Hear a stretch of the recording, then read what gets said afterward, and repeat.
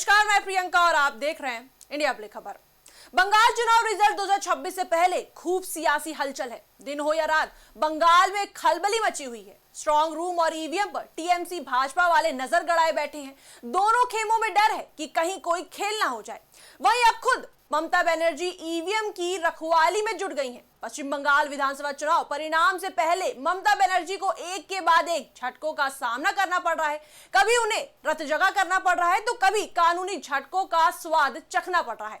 आप सभी जानते ही हैं कि 4 मई को वोटों की गिनती है और उससे पहले पश्चिम बंगाल की मुख्यमंत्री ममता बनर्जी और उनकी पार्टी टीएमसी लगातार झटके पर झटके खाए जा रही है। आपको बता दें, टीएमसी राजनीतिक, कानूनी और प्रशासनिक झटकों को एक साथ झेल रही है। कभी टीएमसी को कलकत्ता हाई कोर्ट से झटका लगता है तो कभी चुनाव आयोग उसके आरोपों को खारिज कर देती है। पर ये सब तो छोटे झटके हैं उस झटके के सामने जो एग्जिट पोल के नतीजों ने दिया है। और यही कारण है कि बंगाल में ममता बनर्जी और टीएमसी के वर्कर्स के कान खड़े हो चुके हैं। उन्हें ईवीएम और स्ट्रांग रूम की रखवाली करनी पड़ रही है। आइए जानते हैं कि पूरा मामला क्या है। दरअसल सबसे पहले बात कर लेते हैं उस झटके की जहां से ये झटकों का सिलसिला शुरू हुआ। सबसे पहला झटका तो टीएमसी को 29 अप्रैल को लगा। उस दिन आखिरी चरण की वोटिंग थी और वोटिंग खत्म होने के बाद धड़ाधड़ एग्जिट पोल्स आने शुरू हो गए। अधिकतर एग्जिट पोल्स ने बीजेपी को जीत के करीब दिखाया और टीएमसी को हार का सामना करता हुआ। यानी कि 8 एग्जिट पोल्स में 6 पोल्स ने बीजेपी के पक्ष में रिजल्ट दिखाया और सिर्फ 2 ही ममता दीदी के पक्ष में थे। यानी अगर एग्जिट पोल्स का अनुमान सच हुआ तो 15 साल तक सत्ता में रहने वाली ममता बनर्जी की टीएमसी सरकार को बीजेपी सरकार बेदखल कर सकती है। हालांकि ममता बनर्जी ने इन सभी अनुमानों को सिरे से खारिज कर दिया। अब बात कर लेते हैं उस दूसरे झटके के बारे में।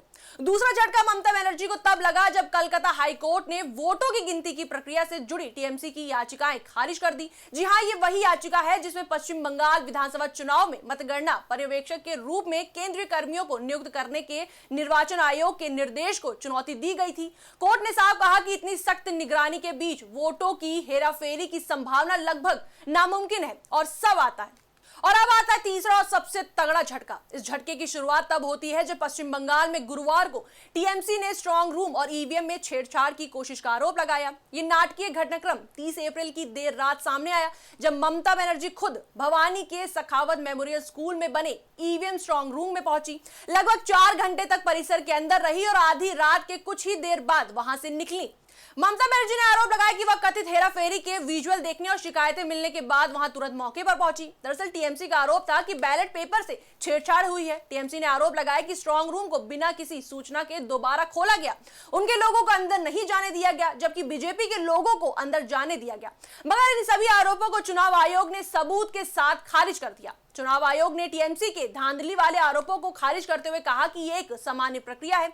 इसके साथ ही यह भी स्पष्ट किया गया कि सभी ईवीएम स्ट्रांग रूम उम्मीदवारों और पर्यवेक्षकों की मौजूदगी में सील किए गए थे। स्ट्रांग रूम पूरी तरह सुरक्षित है।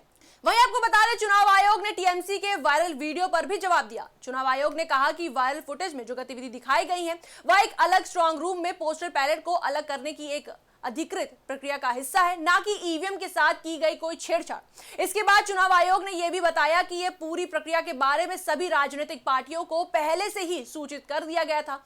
राजनीतिक विशेषज्ञों का मानना है कि यह सिर्फ ईवीएम विवाद नहीं बल्कि मनोवैज्ञानिक लड़ाई भी है। नतीजों से पहले माहौल बनाना, समर्थकों को सक्रिय रखना और विपक्ष पर दबाव बनाना, यह सब चुनावी रणनीति का हिस्सा माना जाता है। ममता बनर्जी लंबे समय से आक्रामक राजनीति करती रही हैं और सड़क से लेकर सदन तक संघर्ष की छवि बनाए रखी है।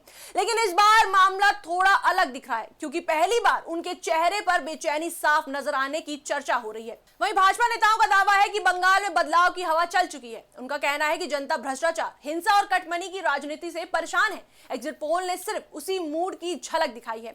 भाजपा का कहना है कि इसलिए टीएमसी अब ईवीएम पर सवाल उठाकर पहले से माहौल बनाने की कोशिश कर रही है ताकि हार की स्थिति में बहाना तैयार रहे। वहीं टीएमसी कह रही है कि भाजपा और चुनाव आयोग मिलकर साजिश रच रहे हैं। पार्टी नेताओं का कहना है कि अगर वे सतर्क ना रहे तो जनता के जनादेश के साथ खिलवाड़ हो सकता है। टीएमसी का दावा है कि बंगाल की जनता उन्हें फिर से सत्ता में लाएगी और भाजपा की सारी रणनीति फेल होगी। फिलहाल बंगाल में माहौल ऐसा है कि जैसे नतीजों से पहले ही आधा चुनाव फिर से शुरू हो गया हो। एक तरफ दीदी खुद मोर्चा संभाले दिख रही हैं, दूसरी तरफ भाजपा इसे बदलाव की आहट बता रही है। चुनाव आयोग सफाई दे रहा है, सुरक्षा बल मोर्चे पर है और कार्यकर्ता सड़क पर डटे हैं। अब देखना यह होगा कि 4 मई को क्या फैसला निकलता है और क्या ममता बनर्जी फिर से सत्ता बचा लेंगी या एग्जिट पोल सच साबित होंगे। इस पर आपकी क्या राय है, हमें कमेंट सेक्शन में जरूर बताएं। वीडियो को लाइक करें, शेयर करें, हमारे चैनल को सब्सक्राइब करें।